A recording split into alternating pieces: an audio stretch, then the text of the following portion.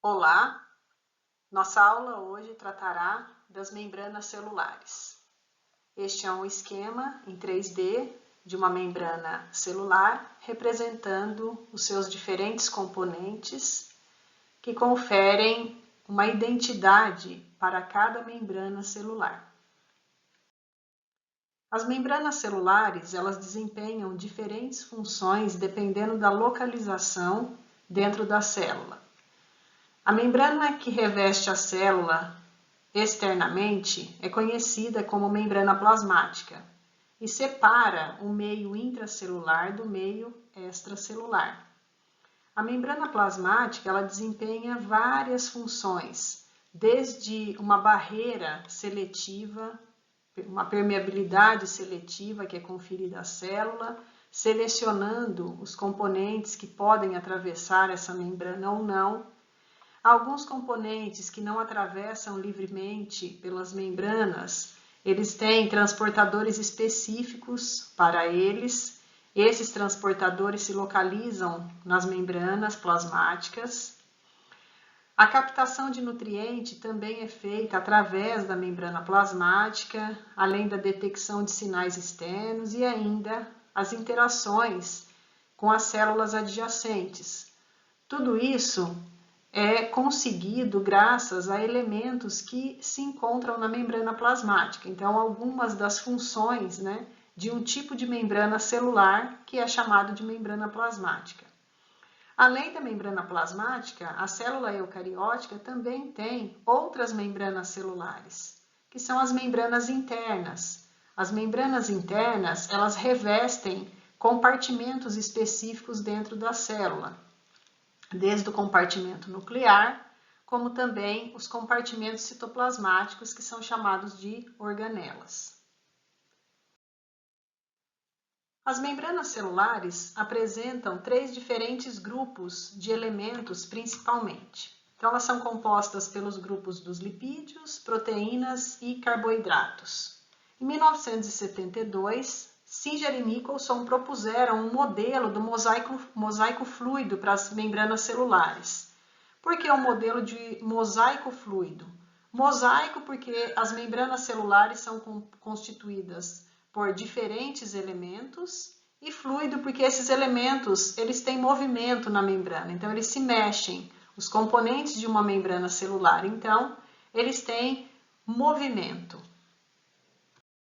Começando pelo grupo dos lipídios, nas membranas celulares nós temos moléculas anfipáticas. Os lipídios são consideradas moléculas anfipáticas, porque são moléculas que apresentam na mesma estrutura regiões que têm afinidade por água, são chamadas regiões hidrofílicas, e regiões que não têm afinidade por água, são denominadas regiões hidrofóbicas. Portanto, os lipídios de membranas, eles apresentam essas duas características na mesma molécula. E assim, os lipídios de membrana apresentam regiões onde eles conseguem fazer a interação com moléculas de água e regiões hidrofóbicas onde não é possível essa interação. Neste esquema, eu mostro um exemplo do comportamento da molécula de acetona no ambiente aquoso. Vejam que ela também é uma molécula anfipática, então a região hidrofílica da molécula estabelece ligação com a água, mas a região hidrofóbica, que é o CH3, não apresenta interação com a molécula de água. Um outro exemplo é o 2-metilpropano, que é uma molécula totalmente hidrofóbica. Vejam que em nenhuma região essa molécula estabelece ligação com a água. Aqui eu coloquei uma tabela, mostrando uma porcentagem total de lipídios, em diferentes membranas celulares, só para vocês conhecerem alguns exemplos. Então, por exemplo, a membrana plasmática de um hepatócito, por exemplo, ela tem, na composição lipídica dela, ela tem, por exemplo, 17% de colesterol, 7% da fosfatidiletanolamina, entre outros. Esses são alguns tipos de lipídios de membranas celulares, sendo que as principais moléculas são os fosfolipídios, tá? Então, nós veremos a seguir quem são os principais elementos do grupo dos lipídios de uma membrana celular. Fazendo parte do grupo dos lipídios, né, as membranas celulares, elas são principalmente compostas por fosfolipídios, colesterol e glicolipídios. Todos esses elementos, né, que estão dentro do grupo dos lipídios apresentam, então, como eu disse para vocês, uma região hidrofóbica, representada por essas caudas de hidrocarbonetos, onde a gente tem sequências de ligação com carbonos, né, hidrogênio, e regiões hidrofílicas, representadas pela cabeça hidrofílica, aqui mostrando então alguns exemplos. A região hidrofílica de um glicolipídio, nesse caso aqui nós temos o exemplo de um radical de açúcar, né, por isso o glicolipídio e o grupamento OH. Nas moléculas de colesterol, nós temos a região OH, que representa a cabeça hidrofílica da molécula, e no fosfolipídio nós temos a serina, né, com a sua região, o seu grupo fosfato, que representa então a região da parte hidrofílica da molécula.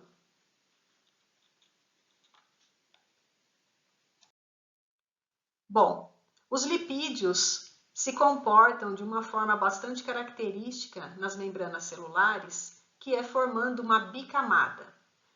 Por que os lipídios de membrana formam a estrutura da bicamada? Na verdade, essa estrutura ela é uma formação que acontece espontaneamente graças à consequência como essas moléculas se comportam no meio aquoso. Ou seja, nós acabamos de falar que os fosfolipídios de membrana são moléculas anfipáticas, apresentando regiões hidrofílicas, que fazem contato com a água, e regiões hidrofóbicas, que fogem da água, que não fazem ligação com a água. Sabendo então que as células, né, as membranas celulares, são estruturas que estão sempre em contato com o ambiente aquoso, seja esse ambiente aquoso do lado de fora da célula ou do lado de dentro da célula, porque no citoplasma nós temos água e no meio extracelular nós temos água também. Então, como é que se comportam esses fosfolipídios, né, nesse ambiente aquoso? Espontaneamente, essas moléculas elas tendem a se organizar numa forma de bicamada, escondendo as caudas hidrofóbicas da água. Então, elas se viram, né? Elas se colocam justamente umas de frente para as outras, as regiões hidrofóbicas, e elas expõem do lado de fora dessa bicamada as regiões hidrofílicas da molécula. Então, é como se a gente tivesse essa estrutura em 3D aqui, ó, imaginem que esses são os fosfolipídios que formam uma bicamada, a região clarinha aqui, olha, branquinha, está representando a região hidrofóbica, que são essas caudas, escondendo essa região da água, e as regiões vermelhas aqui representadas, né, seria a região que está exposta à água de um lado e exposta à água do outro lado.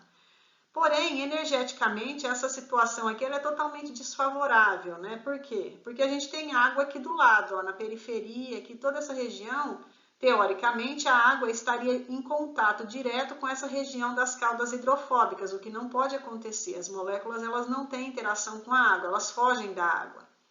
Então, para se manter como uma estrutura energeticamente favorável dentro de um ambiente aquoso, a forma mais natural de se organizar essa molécula é justamente esconder essas regiões periféricas, formando uma esfera. Assim, a água não tem contato com nenhuma região de caudas hidrofóbicas. Dessa forma, nós temos expostas do lado de fora todas as regiões hidrofílicas da camada de cima, aqui, olha, dessa bicamada lipídica, e a camadinha de baixo dos fosfolipídios estaria em contato com a água que está fechada aqui dentro dessa esfera. Então, portanto, se a gente olhasse, né, para uma imagem dessa bicamada lipídica, né, no ambiente aquoso, a gente teria isso aqui, uma bicamada de moléculas, conferindo então uma região aquosa do lado de dentro e separando essa região aquosa da água que está do lado de fora, que é justamente o que a gente tem na membrana plasmática, por exemplo, né? Que é uma bicamada lipídica que isola o ambiente aquoso do citoplasma do ambiente aquoso do meio extracelular. Ainda falando sobre os lipídios de membrana, nós temos algumas propriedades da bicamada lipídica nas membranas celulares. A primeira propriedade é a fluidez da membrana. A fluidez da membrana, ela está relacionada à movimentação desses fosfolipídios, criando um fluido bidimensional na membrana. Então, nas membranas celulares, os elementos que compõem a bicamada lipídica, eles se mexem. E os principais movimentos da bicamada lipídica são justamente a difusão lateral, a rotação e o movimento do flip-flop. E esses movimentos, eles são influenciados pela temperatura. Então, com o aumento da temperatura, nós temos uma frequência maior de movimentação e, com isso, um aumento de fluidez de membrana. Com relação aos movimentos, nós temos dois principais movimentos que acontecem a todo momento, que tem uma frequência altíssima, que é justamente o movimento de difusão lateral e de rotação. O movimento de difusão lateral é quando um fosfolipídio ele consegue se mexer dentro da mesma monocamada. Então, é como se ele estivesse trocando de lugar lateralmente com os fosfolipídios que estão ao seu lado.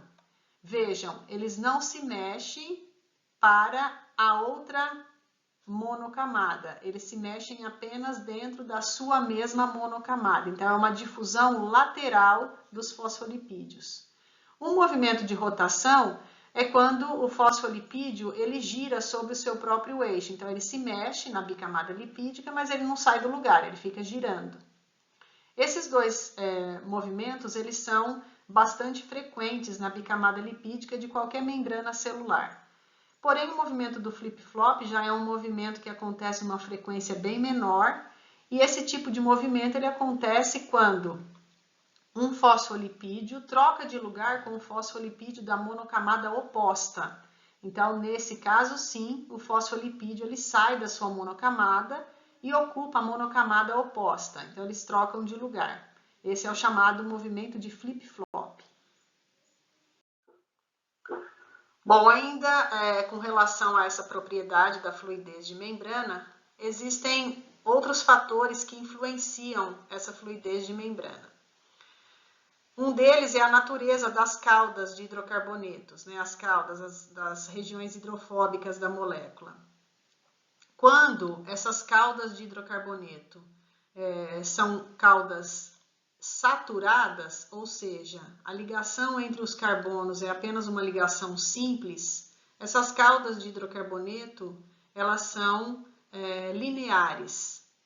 Quando essas caudas de hidrocarboneto apresentam uma ligação dupla entre os carbonos, essa ligação dupla confere uma dobra na cauda de hidrocarboneto. Então, a gente tem uma flexura na cauda. E isso faz com que os fosfolipídios eles tenham uma característica de insaturação nessa cauda de hidrocarboneto.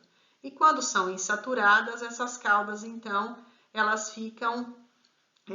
apresentam essa dobra em uma das caudas ou nas duas caudas, geralmente em uma delas, tá? Bom, o que significa essa natureza, O que tem a ver essa natureza das caudas com a fluidez de membrana? Vejam, as membranas celulares que têm uma riqueza de lipídios insaturados são membranas mais fluidas. Por quê? Porque os fosfolipídios, quando são insaturados, eles obrigatoriamente se colocam numa distância maior entre os lipídios que compõem essa bicamada lipídica. Então, eles têm um espaçamento maior justamente pela presença dessa flexura na cauda dos fosfolipídios. E isso permite que esses fosfolipídios tenham um movimento mais frequente, melhora a movimentação desses fosfolipídios, levando a essa membrana celular a ter uma maior fluidez de membrana. Enquanto que aquela membrana que tem uma riqueza maior em lipídios saturados, ou seja, de caudas lineares, esses fosfolipídios se posicionam muito perto um do outro, Então, eles ficam bem justapostos, o que então dificulta um pouco a movimentação desses fosfolipídios, deixando a membrana menos fluida. Um outro fator que influencia a fluidez da membrana é o tamanho dessas caudas, Quando os fosfolipídios eles apresentam as caudas de hidrocarboneto, ou seja, aquela sequência, né, de ligação de carbonos, quando essas sequências são curtas, a membrana ela é mais fluida. Por quê? Porque as caudas são curtas, né, e existe também uma possibilidade maior de movimentação desses fosfolipídios menores na bicamada lipídica. Enquanto que fosfolipídios com caudas bem longas, né, a movimentação desses fosfolipídios ela é mais dificultada. Então a membrana celular ela tem uma fluidez um pouco menor. E finalmente o terceiro fator que influencia a fluidez da membrana, né, além dos movimentos que eu falei para vocês, que tem uma interferência da temperatura, além da natureza das caudas e do tamanho dessas caudas de hidrocarboneto, ainda tem um terceiro fator, né, que também modula a fluidez das membranas, que é justamente a presença do colesterol. O colesterol é um tipo de lipídio que está presente, né, na bicamada lipídica de membranas celulares, e quando ele está presente, ele modula essa fluidez de membrana em que sentido? Enrijecendo a bicamada lipídica.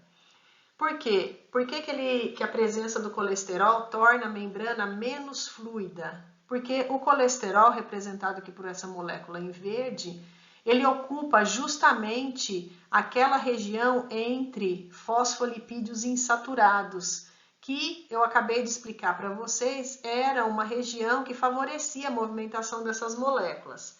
Mas, uma vez que o colesterol ocupa essa região, os lipídios então passam a ter a movimentação mais difícil, né? Então enrijecendo a região da membrana celular onde o colesterol está presente.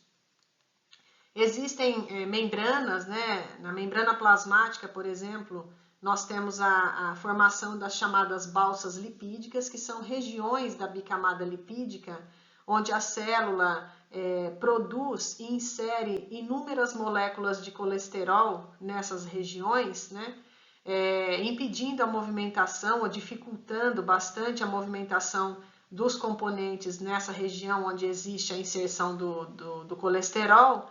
E nessas regiões a gente tem então a possibilidade, por exemplo, né, do estabelecimento de receptores específicos de membrana, né? Então a célula consegue modular a fluidez da membrana em apenas algumas regiões da molécula, da membrana plasmática, por exemplo, ou de algum outro tipo de membrana, né? Então as balsas lipídicas estão presentes nas membranas plasmáticas, que são regiões onde a movimentação dos fosfolipídios ela fica então menor em função da presença do colesterol, que enrijece a bicamada lipídica. Uma segunda propriedade da bicamada lipídica é a assimetria. A bicamada lipídica apresenta uma diferença nos componentes que estão na monocamada extracelular e na monocamada intracelular, ou seja, na face não citosólica da membrana e na face citosólica da membrana, que é aquela face voltada para o citoplasma. Nesse esquema aqui a gente consegue visualizar essa assimetria. Vejam que na monocamada voltada para o meio extracelular, nós temos a presença,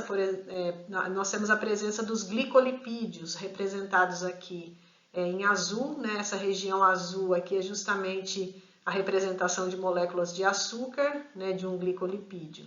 Vejam que não existem glicolipídios na monocamada citosólica. Assim como na camada citosólica existem fosfolipídios com carga negativa, como é o caso da fosfatidilcerina, e que não é possível observar na monocamada voltada para o meio externo. Então, nós temos componentes que só estão presentes na monocamada não citosólica e componentes que só estão presentes na camada citosólica, conferindo assim uma assimetria para a bicamada lipídica. E a terceira e última propriedade relacionada à bicamada lipídica é a permeabilidade. Essa bicamada lipídica nas membranas celulares, ela tem uma permeabilidade seletiva, né? e ela é considerada uma barreira hidrofóbica, impermeável principalmente a íons e alguns solutos, né? Então, a permeabilidade da bicamada lipídica, né, espontaneamente, ela está relacionada ao tamanho da molécula que vai atravessar, a solubilidade dessa molécula no ambiente hidrofóbico, ou seja, se essa molécula ela é solúvel nessa região hidrofóbica das caudas, e se ela tem cargas ou não, né? A presença de carga também é uma característica que tem que ser levada em consideração para essa permeabilidade espontânea através da bicamada lipídica. Então, aqui eu mostro para vocês alguns exemplos, né? Por exemplo, moléculas hidrofóbicas, ou seja, as moléculas que conseguem se dissolver no ambiente hidrofóbico, elas atravessam de uma forma bastante fácil, né, essa bicamada lipídica. Então, tem uma permeabilidade grande, representada aqui por essa seta em verde, né, bem grossa. Como, por exemplo, os gases, de uma maneira geral, os hormônios, esteroides, né, que são moléculas hidrofóbicas, então eles se misturam com esse ambiente das caudas de hidrocarboneto da bicamada lipídica e conseguem atravessar a membrana. Algumas moléculas pequenas, né, que não são hidrofóbicas, ou seja, que têm essa característica hidrofílica da água, a ureia, o glicerol, ou seja, moléculas que são pequenas, apesar de serem hidrofílicas, elas passam pela bicamada lipídica, mas numa quantidade reduzida, né? Então, por quê? Porque são moléculas pequenas, mas elas até conseguem atravessar essa bicamada lipídica. Moléculas que são grandes, né, e que apresentam essa característica polar, ou seja, elas são hidrofílicas, né, tem regiões hidrofílicas na molécula, não apresentam cargas, né, mas são moléculas bem grandes, elas têm uma dificuldade enorme para atravessar a bicamada lipídica. Nesse caso, né, essas moléculas precisam, então, de transportadores específicos para elas não atravessam de uma forma satisfatória a bicamada lipídica, assim como as moléculas que têm carga. Então, os íons, eles não atravessam espontaneamente a bicamada lipídica. Portanto, a permeabilidade da bicamada lipídica, ela é seletiva e leva-se em consideração algumas características, né, para permitir essa passagem ou não. Aqui temos uma escala, né, de alta permeabilidade, de baixa permeabilidade, né, de alguns exemplos de elementos. Com relação às proteínas, nós temos diferentes grupos de proteínas que são, então, associadas a essa bicamada lipídica. Nós temos, então, proteínas que funcionam como bombas transportadoras, por exemplo, proteínas que formam a estrutura de um canal, que também transportam elementos, proteínas que formam receptores de membrana e interagem com ligantes externos, proteínas que fazem o elo de comunicação e adesão de elementos que estão localizados dentro da célula e elementos que estão localizados fora da célula. E ainda proteínas de membrana que atuam como enzimas, né, catalisando reações dentro do citoplasma. Também temos proteínas de membrana que fazem a interação entre a membrana de uma célula e a membrana da outra célula, assim como entre a célula e a matriz extracelular. Então, nós temos diferentes grupos de proteínas que formam a estrutura de uma membrana celular. Dentre essas proteínas, eu trouxe aqui para vocês um esquema que mostra, né, esses principais elementos dessa classe das proteínas. Então, nós temos as proteínas que são integrais de membrana, são aquelas que ficam intrínsecas, né, e permanentes dentro da bicamada lipídica. Então, elas são integrais, elas fazem parte dessa bicamada lipídica. E geralmente são as proteínas chamadas transmembrânicas ou transmembranas, que são aquelas que atravessam de um lado até o outro lado a bicamada lipídica. E também tem as proteínas que são associadas a essa membrana. Então, essas proteínas associadas à membrana são aquelas proteínas que não atravessam a bicamada lipídica, mas que estão intrínsecas a uma monocamada lipídica, né? Elas ficam associadas a pelo menos uma monocamada lipídica. Diferente do grupo das proteínas periféricas, que são aquelas proteínas que são associadas ou a lipídios ou a outras proteínas. Então, são proteínas que estão totalmente fora da bicamada lipídica, mas elas têm uma associação pequena, né, com um elemento da membrana. Então, seja esse elemento um lipídio da bicamada ou uma proteína que se associa a outra proteína de membrana, no caso, uma proteína integral de membrana. As proteínas transmembrânicas, né, que é o grupo onde estão a maioria das proteínas que fazem parte das membranas celulares, relacionadas principalmente a transporte, canais iônicos, né, recepção de sinais ou enzimas, por exemplo, e mesmo aquelas que funcionam como âncoras, né, todas essas proteínas, elas são proteínas transmembrânicas. E essas proteínas transmembrânicas, representadas aqui em verde, elas atravessam a bicamada lipídica e se inserem nessa bicamada lipídica graças a uma configuração em alfa-hélice, porque elas também são moléculas anfipáticas. Então, as proteínas transmembrânicas, elas apresentam aquela característica de regiões hidrofóbicas e hidrofílicas justamente porque são constituídas, né, por um conjunto de aminoácidos.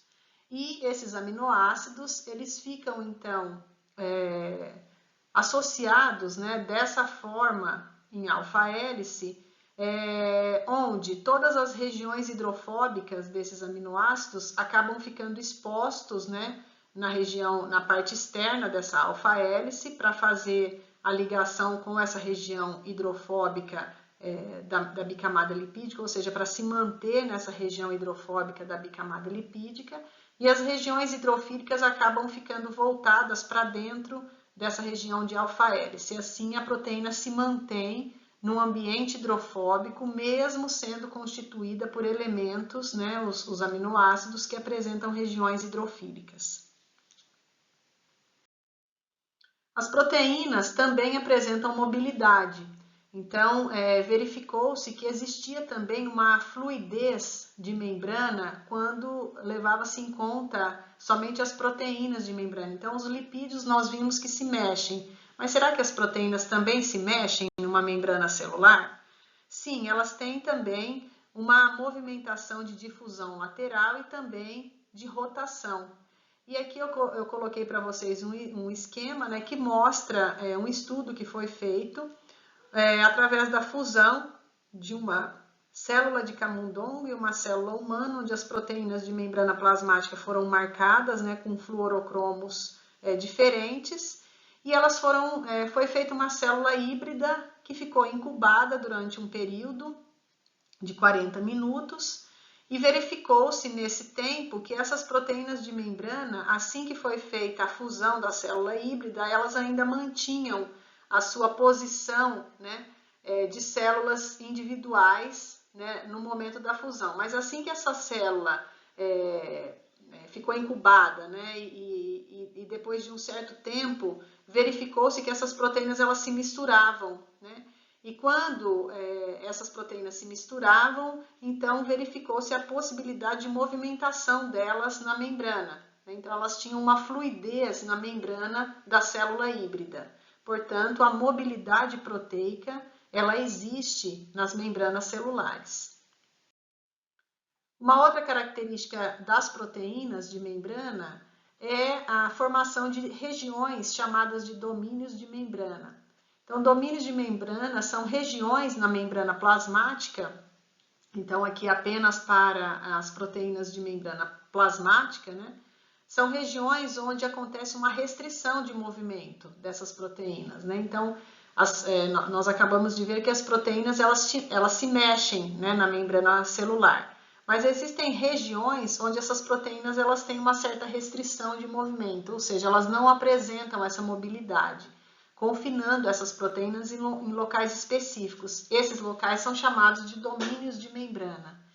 Então, alguns exemplos de domínios de membrana. Então, aqui em verdinho nós temos a representação de proteínas de membrana, né? Então, vejam, quando as proteínas de membrana estão atuando como âncoras ou elos de ligação entre elementos do citoesqueleto, da região intracelular, e elementos do lado de fora, essas proteínas, elas não se mexem. Isso aqui é uma região de domínio de membrana específico para exatamente esse momento celular. A mesma coisa, as proteínas transmembrânicas que funcionam promovendo então as junções celulares, né? Formando essa interação entre células adjacentes.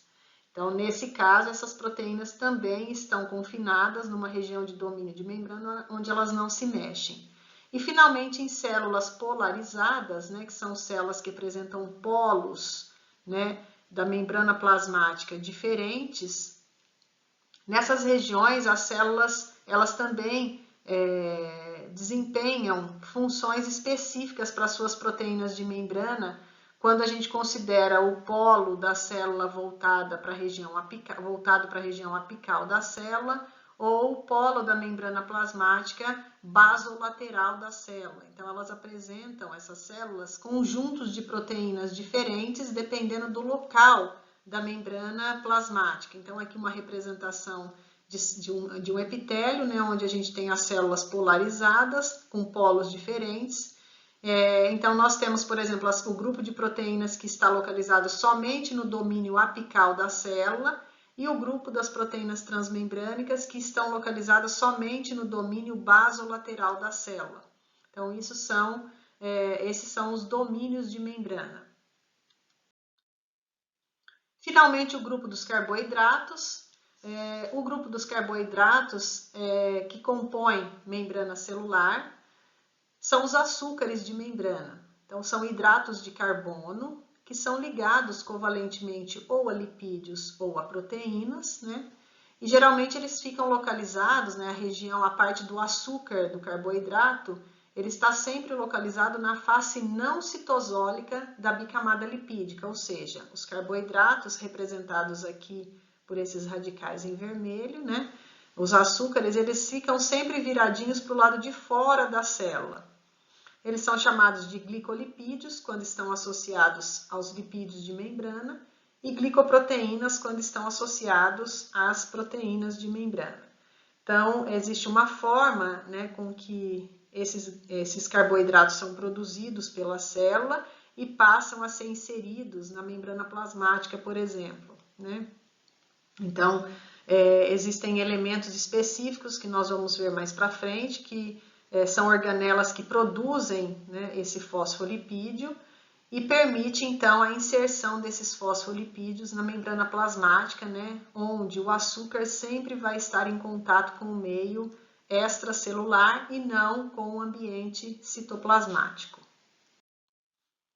Com relação aos açúcares de membrana, nós temos na membrana plasmática uma cobertura chamada de glicocálix ou glicocálice, que é uma cobertura de açúcar na superfície extracelular, né, de todas as células. Então, toda a membrana plasmática apresenta, né, o seu glicocálix característico, que é esse conjunto de todos os açúcares, né, formados tanto pelos glicolipídios como pelas glicoproteínas, né, que fazem, então, essa cobertura de açúcar.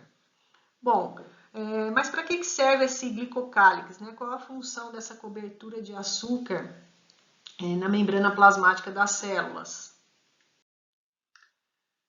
O glicocálix, ou essa cobertura de açúcar, ela desempenha diversas funções nas células, né? Desde uma identificação específica para a célula, né? Toda célula apresenta a sua identidade graças à sua cobertura de açúcar.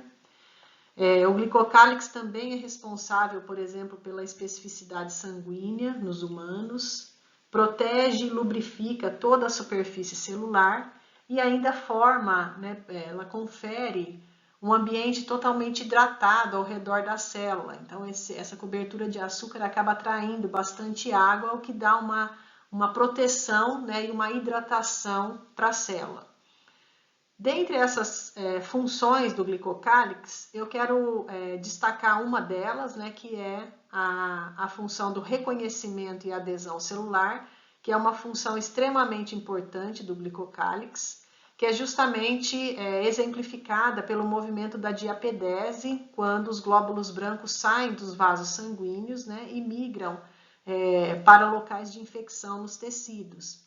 Então, esse reconhecimento e a adesão que acontece nesse movimento da diapedese, né, é justamente dado pela presença do glicocálix, ou seja, a cobertura de açúcar de um glóbulo branco, ela é reconhecida pela cobertura de açúcar da célula endotelial, que mostra receptores de membrana para esse glicocálix, né, graças a uma comunicação entre as células de que há um local de infecção próximo àquele vaso sanguíneo. Então, essa cobertura de açúcar ela é reconhecida. Esse reconhecimento pelo açúcar permite a interação dessas células, a aproximação e a passagem, finalmente, dessa célula por entre as células endoteliais do vaso, permitindo, assim, a migração dos glóbulos brancos para o local da infecção. Ainda falando de membranas, né, nós vimos os 3 componentes da membrana. E aqui, rapidamente, com relação às proteínas de transporte da membrana, né, nós vimos que a bicamada lipídica ela apresenta uma permeabilidade, né, seletiva. Então, alguns elementos conseguem atravessar espontaneamente essa bicamada lipídica, mas outros elementos não conseguem atravessar e não conseguem, por exemplo, entrar na célula. Então, para aqueles elementos onde não é possível, né, a passagem espontânea pela bicamada lipídica, as proteínas de membrana realizam o transporte, né? E para isso nós temos proteínas canais ou proteínas de canal e as proteínas transportadoras, né? São 2 grandes grupos de proteínas de membrana que permitem, então, o transporte passivo do elemento através da membrana, né, ou também o transporte ativo por essa membrana. Então, aqui esse esquema mostra uma visão bastante geral dessas proteínas, né, que realizam transportes. Então, nós temos aqui em cinza representada a faixa da bicamada lipídica, onde a gente tem difusão simples, né, que seria a passagem espontânea dos elementos, que nós vimos há pouco.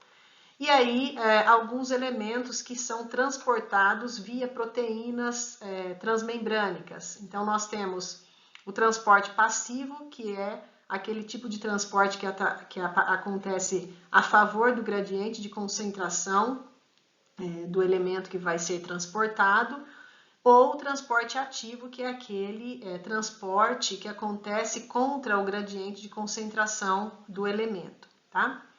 E também nós temos aqui a representação do gradiente eletroquímico desse componente, né, que também é levado em consideração no mecanismo de transporte nas membranas.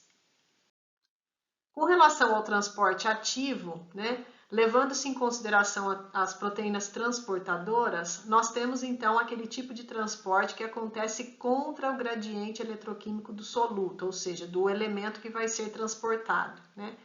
E esse transporte ativo, para que ele aconteça, sempre esse tipo de transporte tem que estar acoplado a uma fonte de energia, né? Uma fonte de energia metabólica. Por quê? Porque essa fonte de energia é que vai permitir esse transporte contra o gradiente eletroquímico. Então, nós temos um transporte que pode ser chamado de transportador acoplado. Então, ele usa, né, a energia do transporte de um outro elemento para ele conseguir passar, ou também o transporte mediado por ATP, onde a hidrólise do ATP fornece a energia necessária para o transporte, ou ainda uma bomba, por exemplo, dirigida por luz solar, né? Então, a energia da luz permite a passagem de um elemento através dessa proteína, tá? O transporte ativo acoplado é justamente aquele transporte representado pelo simporte da glicose, que é dirigido por sódio, por exemplo, né? Então, por exemplo, nesse transporte ativo, a proteína transportadora ela transporta um elemento, um soluto, a favor do seu gradiente, Aí ela usa a energia desse transporte a favor do seu gradiente de concentração para transportar simultaneamente um outro soluto contra o seu gradiente. Então, ela aproveita o transporte de um elemento que já vai acontecer, né? E aproveita essa energia estocada para transportar o outro íon, por exemplo. Né? Então, aqui eu coloquei a representação desse processo, né? Onde nós temos o uniporte, ele é passivo, né? Então, esse daqui, o primeiro, que é chamado de uniporte, é um processo passivo, né?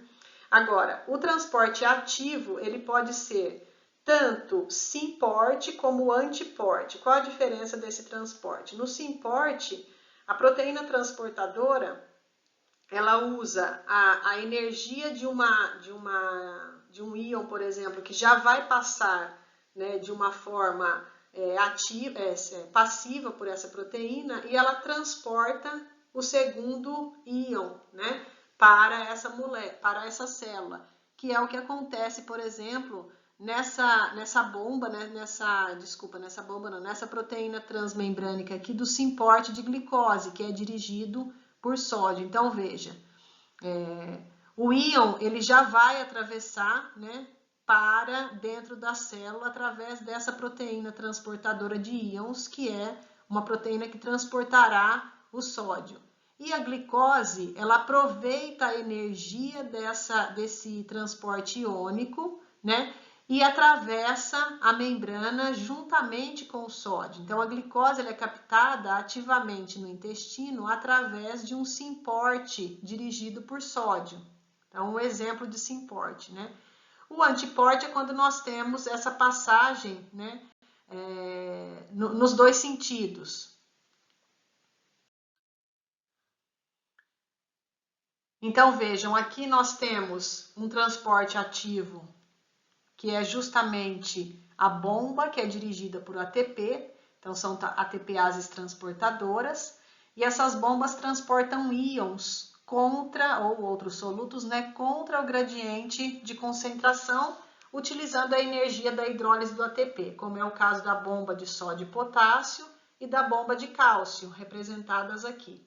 Né? Então, esse é um tipo de bomba dirigida por ATP. E, finalmente, o transporte passivo, né, que acontece graças às proteínas de canal ou proteínas canais. Né? Essas proteínas elas formam canais iônicos, né, que promovem, então, uma passagem rápida e regulada de íons, por exemplo, a favor do seu gradiente. Né? Então, esses canais iônicos eles são controlados, podem estar fechados ou abertos, dependendo da necessidade fisiológica da célula, formando esse canal de transporte de íons. É um transporte passivo. Também nós temos um exemplo, né, de poro aquoso, que é o caso das aquaporinas, que permite uma difusão rápida de água em grande quantidade nas membranas. E, finalmente, aqui um outro exemplo de canal iônico, né, onde nós temos alguns exemplos, né, de canais que são controlados por voltagem, por exemplo. Né, esse mecanismo de controle ele é feito, por exemplo, na transmissão de impulso nervoso. Então, nós temos o controle graças à mudança na voltagem da membrana, que abre ou fecha o canal. Nós temos também proteínas transmembrânicas que são controladas por ligantes extracelulares, né? Que quando se encaixam nessas proteínas transmembrânicas permitem a passagem iônica, ou ligantes intracelulares, que também permitem a passagem iônica quando estão conectadas a essa proteína transmembrânica. Então, são controlados por ligantes externos ou internos. E ainda as proteínas canal, que são controladas mecanicamente, que é o caso, por exemplo, das células pilosas do ouvido interno, onde esses canais iônicos eles se tornam fechados ou abertos dependendo da modificação da posição, né, dos estereocílios dessas células. Então, quando existe um impulso, né, de ondas sonoras, essas especializações de membrana, elas assumem uma outra posição mecanicamente e elas abrem esses canais para transporte iônico. Então, é um exemplo de canais iônicos que são controlados mecanicamente. Bom, acho que nessa primeira parte da aula sobre membranas celulares, era isso que eu tinha que apresentar para vocês. Obrigada.